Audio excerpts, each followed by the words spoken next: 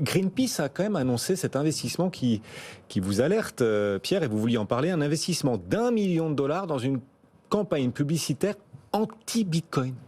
Oui, c'est, je pense, assez révélateur des problèmes qu'il peut y avoir avec l'écologie au sens large, c'est-à-dire des gens qui s'accaparent un sujet et qui en font un fonds de commerce, en fait, et donc qui utilisent toutes sortes de leviers pour lever de l'argent et en dépenser, en l'occurrence pour Greenpeace, mais pour mieux en collecter après. Donc je trouve ça assez dommage, puisqu'effectivement, dans le cas de Bitcoin, ils font un contresens, en fait, sur le protocole Bitcoin, qu'ils n'ont peut-être pas bien étudié, puisque le protocole Bitcoin est vertueux pour l'environnement dans la mesure où il offre un prix plancher à l'énergie, prix plancher qui s'applique donc à des surplus d'énergie qui autrement sont à zéro, qui valent rien.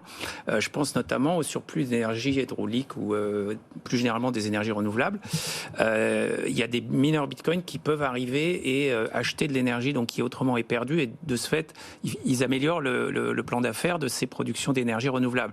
Donc c'est vertueux, ça ne marche pas pour les énergies fossiles, avec une exception qui est le méthane relâché par les industries pétrolières, dont les pétroliers ne savent pas quoi faire parce qu'il n'y a pas de gazoduc avec un oléoduc, il n'y a pas nécessairement ce qu'il faut pour exploiter ce méthane, donc ils le relâchent dans l'atmosphère. Comme on le sait, le méthane est très nocif pour l'environnement, plus encore que le CO2. Donc il y a une vertu à le brûler et à l'utiliser. Et c'est ce que font aussi les mineurs Bitcoin. Donc les mineurs Bitcoin interviennent positivement pour l'environnement de deux façons, sur les renouvelables en offrant un prix plancher et sur le méthane en le brûlant et en le transformant en CO2, ce qui est favorable à l'environnement par rapport à la situation sans Bitcoin. Donc je vois pas où Greenpeace a trouvé un problème avec ça. Peut-être qu'ils n'ont simplement pas étudié comment fonctionnait le minage du point de vue technique et aussi du point de vue pratique sur le terrain. Greenpeace, c'est une grosse institution centralisée. Est-ce que vous pensez qu'il y a une espèce de, pardon pour l'expression, de délit de sale gueule vis-à-vis de ce qui est décentralisé de la part de certaines institutions centralisées? Je crois que c'est pire que ça, malheureusement, pour Greenpeace. C'est-à-dire que quand une institution devient vraiment très grosse, comme c'est le cas de Greenpeace, il y a effectivement une forme d'idiocratie qui peut se développer. C'est-à-dire qu'il y a des gens qui sont recrutés par conformité à une idée, à une idéologie en interne. Et du coup, ils perdent le contact avec la réalité. C'est ça qui se passe, je pense.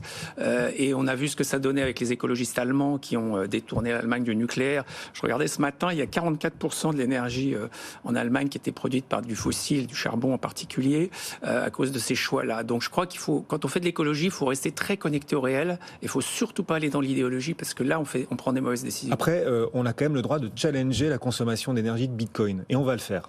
On va le faire. Grégory, combien Bitcoin consomme-t-il d'énergie, franchement? Actuellement, c'est 94 TWh. Quand on vous dit ça, voilà, ça ne vous dit pas grand-chose, mais c'est comparable à la consommation d'un pays comme la Belgique actuellement. Mais ça veut tout et rien dire, encore une fois, quand on parle d'un pays. En fait, ce qui est important, c'est de regarder le mix énergétique du Bitcoin.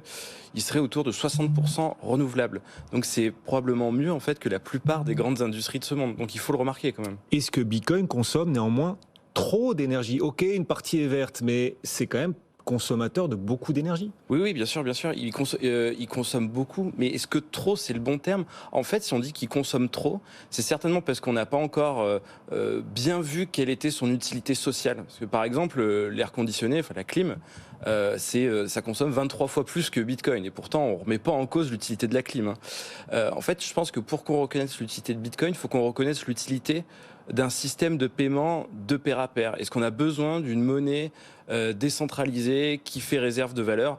Peut-être pas forcément en Europe, notre monnaie fonctionne quand même relativement bien, mais aller poser la question à un Argentin, à un Libanais, à un Turc, je pense qu'il serait très content de voir continuer le Bitcoin. Oui, donc si l'on voit le Bitcoin comme un simple outil spéculatif, d'investissement spéculatif, on peut se dire toute cette énergie, elle pourrait quand même servir à autre chose. Si on le voit comme un instrument à utilité sociale, comme une possible monnaie ou un recours pour certains peuples, là on peut se dire, oui, l'énergie utilisée et consommée pour Bitcoin, cette énergie est nécessaire. Exactement. Mais il faut quand même souligner que Bitcoin est beaucoup plus vert qu'on ne le croit. Alors justement, Pierre nous disait à l'instant, Greenpeace, ils sont gonflés quand même parce qu'ils ne se sont pas penchés sur le proof of work et sur le profil de consommation d'énergie du Bitcoin. Sur quelle source est-ce qu'on s'appuie pour parler de la consommation du Bitcoin? Alors il y a quand même un vrai problème sur les sources. Il n'y a aucune vraiment source hyper fiable, irréfutable. Il y en a qui sont meilleures que d'autres. Mais le problème, c'est que celle qui est la plus utilisée, c'est probablement la pire, c'est Digiconomist. C'est un site qui répertorie un index de consommation du Bitcoin. Bon, il fait beaucoup d'erreurs factuelles, je ne vais peut-être pas forcément rentrer dans les détails, mais le porteur de ce projet, c'est un ancien salarié de la Banque nationale des Pays-Bas, il a travaillé pour ING, c'est un adversaire du Bitcoin. Il n'est pas neutre dans son traitement. Moi, je peux recommander l'étude qui fait référence, c'est celle de Cambridge, donc qui est par l'université de Cambridge. Et donc c'est celle qui dit que voilà que le Bitcoin fait actuellement 94 TWh. Les experts sont plutôt d'accord sur ce niveau de consommation. Le problème, c'est quand ils cartographient la consommation du Bitcoin, ça veut dire à partir de quel pays voilà, il y a le plus de minage dans le monde. Là, par contre, ils font beaucoup d'erreurs parce qu'ils se basent sur les adresses IP et souvent, les mineurs masquent leur adresse IP. Par exemple, on voit qu'en Allemagne et en Irlande, selon Cambridge, il y a beaucoup de mineurs alors qu'il n'y a aucune installation majeure qui est répertoriée. Mais en tout cas, pour le niveau de consommation, c'est assez fiable.